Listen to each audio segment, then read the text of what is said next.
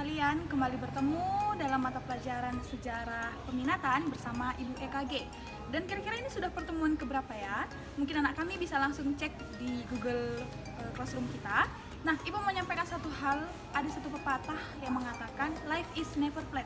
Itu ada di bungkusan Citato biasanya, kan? Yang suka makan Citato. Nah, kenapa Ibu ambil satu kata pepatah ini, life is never flat? Karena memang dalam kehidupan ini tidak pernah rata. Ya, selalu memiliki proses yang harus dijalani dan dilakukan. Sama seperti materi kita hari ini mengenai langkah-langkah penelitian sejarah, dia punya tahapan yang harus dilakukan. Ya, tahapan pertama, kedua, ketiga, sampai tahapan akhir. Jadi, untuk bisa memahami makna dari yang Ibu sampaikan ini, maka mari langsung saja kita simak video materi kita hari ini. Peranan penelitian sejarah. Penelitian sejarah adalah proses mengkaji secara sistematis masa lalu dalam rangka mendapatkan pengetahuan dan pemahaman yang mendalam serta makna peristiwa dari sebuah peristiwa. Nah, itu dia pengertian dari penelitian sejarah. Ya, sekali lagi ulangin aku, penelitian sejarah adalah proses mengkaji secara sistematis suatu peristiwa masa lalu yang tujuannya untuk mendapatkan pengetahuan dan pemahaman yang mendalam terkait tentang sebuah peristiwa. Dan kemampuan dalam menjalankan metode sejarah dengan baik disebut kemampuan metodologis. Langkah-langkah penelitian sejarah ada 4 ya. Ada heuristik atau pengumpulan sumber. Kemudian kritik sumber atau verifikasi data. Ketiga ada interpretasi atau memahami. Dan keempat ada historiografi atau penulisan sejarah. Nah, keempat langkah-langkah penelitian sejarah ini harus berurutan ya, tidak bisa ditukar-tukar dia posisinya. Harus kita kumpulkan dulu sumbernya, kemudian kita kritik mana yang bisa dijadikan sumber, yang valid, yang sah. Setelah itu kita pahami dulu, baru kita tuliskan dalam bentuk sejarah. Ya, nggak bisa setelah kita kumpulkan sumber langsung kita pahami. Atau kita kritik dulu sumbernya, kita tuliskan sejarahnya, baru kita kumpulkan. Nggak bisa dibalik-balik. Ya, sama seperti kalau misalnya kita berpakaian, ya kan harus pakai yang bagian dalam dulu baru kita pakai bagian luar, kan gitu kan kan nggak pernah ada orang pakaian luar dulu dipakainya baru pakaian dalam, ya nggak pernah, lucu, kecuali mungkin Superman ya kan atau Batman dan sebagainya yang katanya isu-isunya mereka pakaian dalam dulu baru pakaian luar. Maksud Ibu pakaian luar dulu baru pakaian dalam, ya. Nah, jadi ingat dan langkah-langkah dalam penelitian sejarah ini tidak bisa ditukar posisinya, harus berurutan. Heuristik dulu, kemudian kritik sumber, interpretasi, dan historiografi. Nah, data sejarah atau bukti-bukti sejarah yang telah diverifikasi kemudian menjadi fakta sejarah. Jadi sebelum jadi fakta sejarah, dia merupakan data, ya, sebuah data yang belum kita periksa atau verifikasi, ya, apakah data kita ini benar atau tidak, apakah data kita ini asli atau palsu, atau apakah data kita ini layak dijadikan sumber atau tidak, ya. Nah, sekali lagi Bu ulang, data sejarah atau bukti-bukti sejarah yang telah kita verifikasi atau telah kita periksa kebenarannya, setelah kita amati, kemudian nanti berubah nama menjadi fakta sejarah. Nah, ditinjau dari sifatnya, fakta sejarah terbagi menjadi 2. Ya, kalau berdasarkan sifat, fakta sejarah terbagi menjadi 2. Ada fakta keras atau hard fact, yaitu fakta yang telah diterima kebenarannya, atau fakta yang sudah pasti, tidak perlu diperdebatkan lagi. Artinya faktanya sudah benar-benar terjadi, sudah nyata, ya. Contohnya 17 Agustus 1945 itu adalah hari kemerdekaan negara Republik Indonesia. dan setiap tahunnya kita peringati. Hanya tahun ini tadi nggak kita peringati karena saat ini kita ada di masa COVID-19 ya, pandemi virus yang sangat luar biasa yang sekarang masih terus berkembang di seluruh dunia. Sebelumnya juga sebenarnya sudah pernah terjadi yang namanya COVID-19 ini, yaitu flu Spanyol ya. Terjadi beberapa ribu tahun yang lalu, tepatnya tahun 1700-an. Nah, jadi flu Spanyol itu juga hampir sama seperti COVID-19 ini, Nakku. Dia suatu virus, suatu penyakit yang tidak kelihatan bagaimana penyakitnya, tapi mematikan orang-orang. Dan saat itu juga orang-orang dirumahkan, ya. Tapi karena memang manusia pada dasarnya memang punya sifat keras, Nakku, mereka nggak mau dirumahkan, akhirnya mereka selalu keluar, dan yang terjadi adalah mereka mengalami yang namanya flu Spanyol selama 2 tahun. Nah, kita juga nanti kalau sampai tahun depan pun kita masih daring, Nakku, masih belum bisa kemana-mana, itu artinya kita juga hampir menjalani 2 tahun masa COVID-nya, kan ini bermula dari tahun 2019 akhir, ya kan, Nakku, makanya disebut sebagai COVID-19 ya, COVID-19. Nah, dan ibu harap anak-anakku juga tetap, anak-anak kami maksud ibu ya, tetap sekalian jaga kesehatan, kemudian atur pola makan, jaga kesehatan, jaga kebersihan ya, Nakku, supaya tetap dalam kondisi baik. Oke, sekarang kita balik ke fakta ya, kita balik ke materi kita. Nah, kalau fakta lunak atau disebut soft fact, yaitu fakta yang masih memerlukan bukti lebih kuat lagi untuk diyakini kebenarannya. Nah, jadi ada perbedaannya sama fakta keras tadi. Kalau fakta keras sudah pasti benar, sudah nyata, sedangkan kalau fakta lunak, Nakku, itu masih diragukan kebenarannya, masih berupa asumsi, dan masih banyak orang yang belum percaya kebenarannya. Ya, contohnya di sini, lokasi pusat kerajaan Sriwijaya yang masih belum tahu pasti kebenarannya. Ya, ada yang bilang lokasi kerajaan Sriwijaya itu di Palembang. Buktinya ada universitas yang dijuluki sebagai Universitas Sriwijaya atau Unsri. Ada juga yang bilang bukan di Palembang letak kerajaan Sriwijaya.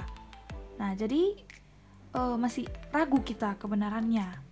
Aku biasanya sih hampir mirip seperti berupa mitos. Ya, atau kalau kita kaitkan sama kepercayaan saat ini, Aku mengenai nih pantai Laut Selatan, ya kan, Nyi Roro Kidul.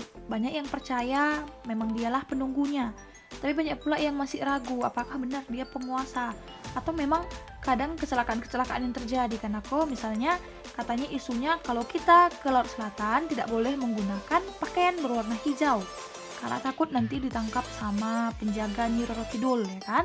Nah, tapi kalau berdasarkan ilmuwan, kenapa dibilang nggak boleh pakai baju hijau? Itu karena ketika kita tenggelam, kan, Aku, itu kan ada yang namanya perputaran air, ya, ibu lupa apa itu namanya. Ketika air itu mutar, ya kan, mutar, kemudian kita akan di bawah hanyut, dan tim SAR itu sulit menemukan karena kita menggunakan pakaian warna hijau yang mungkin hampir mirip dengan lumut-lumut di dalam lautan, ataupun saat air terjadi pusaran air itu biasanya membentuk seolah-olah warna hijau. Nah, itu dia ya, Nakku, contoh dari fakta lunak. Nah, jadi itu tadi ya, ada 2 fakta sejarah berdasarkan sifatnya, ada fakta keras dan fakta lunak. Nah, selanjutnya ditinjau dari wujudnya, ada fakta sejarah dibedakan menjadi 2. Ditinjau dari wujudnya, fakta sejarah dibedakan menjadi 2. Ada fakta mental, kemudian fakta sosial. Fakta mental adalah fakta yang bersifat abstrak, misalnya perasaan, pandangan, keyakinan. Contohnya seperti kebudayaan memberikan sesaji kepada penguasa Laut Selatan atau Nyi Roro Kidul tadi.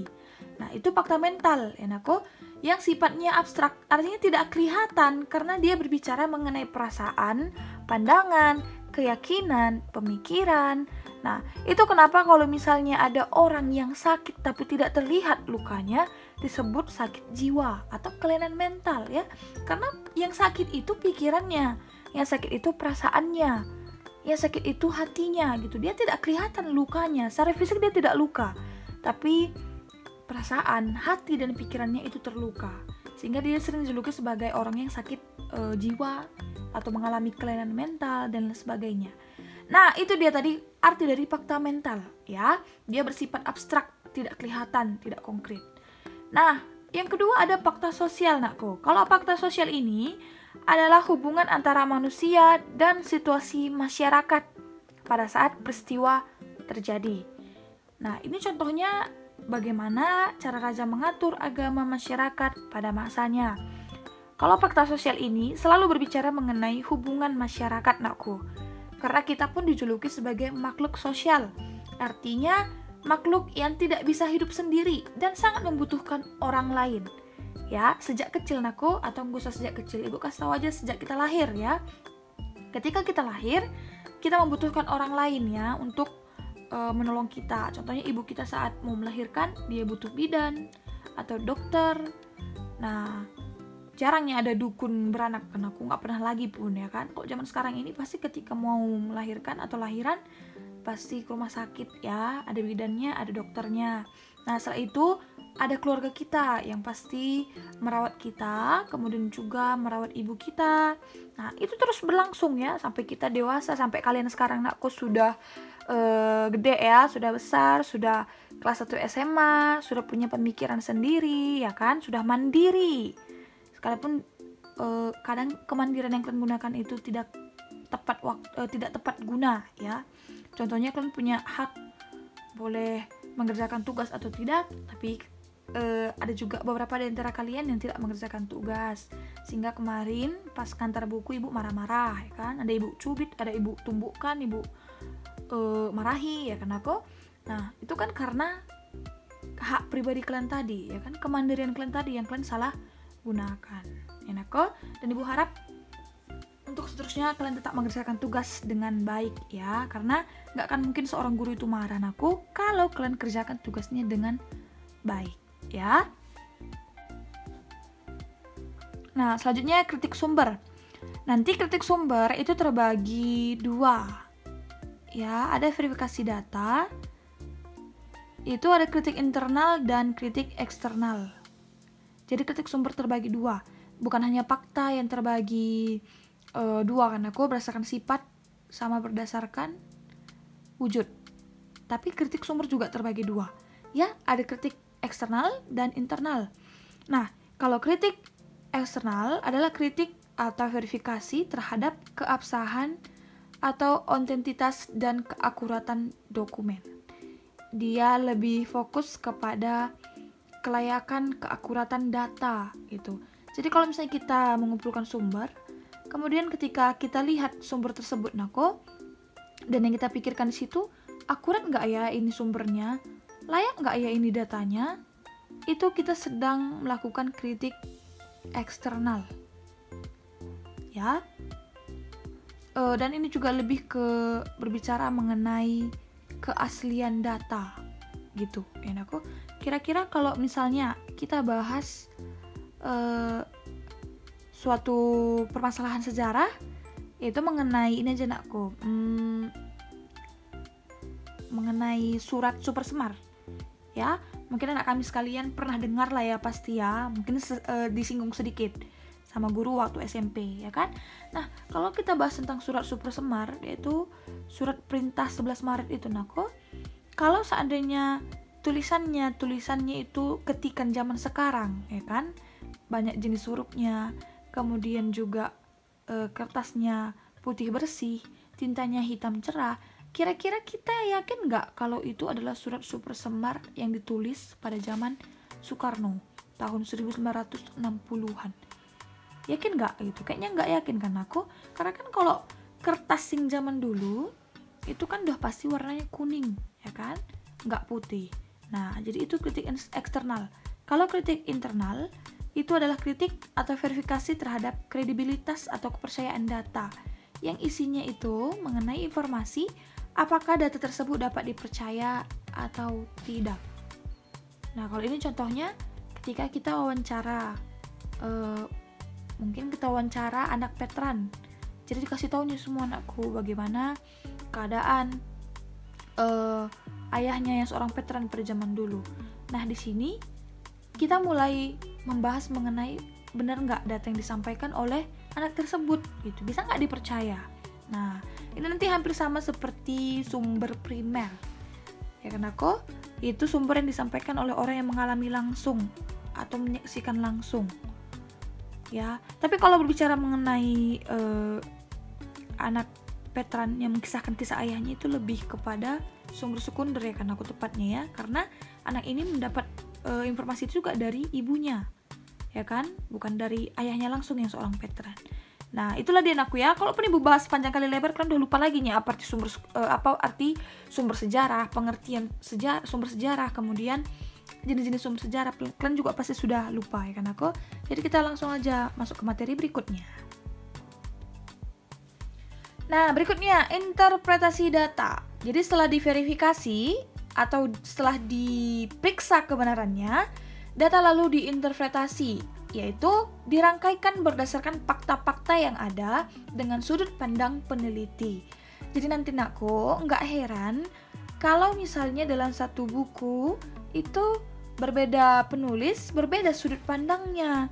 Ya, contohnya kalau kita baca buku mengenai Pangeran Diponegoro, kalau dia itu karangan dari orang Indonesia, pasti menganggap Pangeran Diponegoro itu sebagai seorang pahlawan. Ya, pahlawan yang ingin lepas dari penjajahan Belanda. Tapi kalau kita baca lagi buku Pangeran Diponegoro, itu tulisan dari orang Belanda, pasti isinya mengenai keburukan dari Pangeran Diponegoro. Karena bagi mereka Pangeran Diponegoro itu adalah pemberontak Belanda yang selalu berusaha memberontak apa yang ditetapkan oleh Belanda. Nah, jadi di sini terlihat jelas perbedaannya kan. Kalau dia satu karangan Indonesia memuji bagaimana perjuangan Pangeran Diponegoro. Kalau satu lagi karangan orang Belanda itu lebih menganggap kalau Pangeran Diponegoro itu sebagai pemberontak. Ya. Nah, berikutnya setelah kita verifikasi dan tadi kita tuliskan berdasarkan sudut pandang, interpretasi sintesis adalah merangkai fakta berdasarkan keterkaitan fakta-fakta. Nah, interpretasi juga ternyata terbagi dua lagi. Ya nakku, memang agak memusingkan sedikit belajar mengenai penelitian sejarah ini. Karena nanti sampai kalian kuliah pun kalau kalian masuk ke mungkin jurusan sejarah, kalau tertarik ya kan, jarang orang tertarik sejarah nakku, karena bagi mereka sejarah itu masa lalu yang enggak penting sama sekali atau bisanya dilupakan gitu. Tapi ingat anakku, apapun ceritanya, kita ini semua berasal dari sejarah. Ya, segala sesuatu yang terjadi itu adalah sejarah. Jadi sejarah itu penting nakku. Karena guna sejarah salah satunya adalah mengedukasi atau mendidik masyarakat muda saat ini supaya belajar dari masa lalu dan melakukan yang terbaik di masa depan. Oke nakku? Nah, jadi ya kita lanjut lagi ya. Interpretasi sintesis adalah merangkai fakta berdasarkan keterkaitan fakta-fakta. Kalau interpretasi analisis adalah merangkai fakta berdasarkan hubungan sebab akibat. Nah, jadi nggak susah deh membedakan. Ya, sintesis tadi itu berdasarkan keterkaitan fakta. Kalau interpretasi analisis berdasarkan hubungan sebab akibat. Oke, yang terakhir adalah historiografi atau penulisan sejarah. Nah, historiografi ini berasal dari bahasa Latin, yaitu historiografia. Historia itu berarti sejarah, narasi, dan grafia itu berarti penulisan. Maka historiografi merupakan tahap akhir dari metode sejarah, yakni berupa kegiatan menulis. Nah, sifat sejarah ada dua, anakku, ya, yaitu bersifat diakronis dan sinkronis. Kemarin sudah kita bahas dalam pertemuan beberapa minggu yang lalu atau beberapa bulan yang lalu, ya, anakku. Ada dua sifat sejarah, yaitu diakronis dan sinkronis. Nah, kalau dia sifat sejarah yang bersifat diakronis itu nanti memanjang dalam waktu dan sempit dalam ruang, ya. Nah, memanjang dalam waktu atau bersinambungan dan dalam ruang yang terbatas atau sempit serta unik atau ideografis. Nah, pokoknya secara singkatnya anakku, peristiwa sejarah yang bersifat diakronis itu panjang dalam waktu dan sempit dalam ruang. Nah, untuk mengetahui makna arti dari memanjang dalam waktu tapi sempit dalam ruang, kan bisa cek ulang video materi kita mengenai diakronik dan sinkronik dalam sejarah beberapa bulan yang lalu, ya Naku. Nah, kemudian ada sejarah yang bersifat sinkronis, artinya pendek dalam waktu tetapi lebar dalam ruang, yang lebih mementingkan struktur atau proses. Ya. Nah, sumbangan ilmu sosial lainnya. Jadi sejarah itu bukanlah ilmu tunggal, Nakku.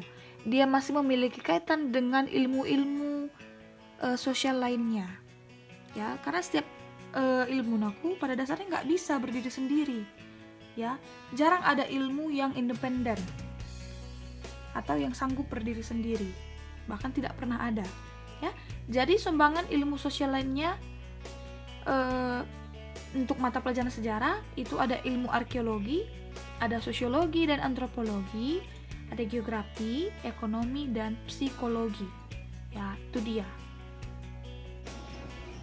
Nah, demikianlah materi pembelajaran kita pada hari ini mengenai langkah-langkah penelitian sejarah. Dan Ibu harapkan sekali supaya materi ini dapat menambah pengetahuan anak-anak kami sekalian. Dan jangan lupa kerjakan tugasnya dengan baik supaya dapat hasil yang maksimal. Dan Ibu mau katakan, tetap jaga kesehatan, jaga jarak, kemana-mana pakai masker, dan salam SFD.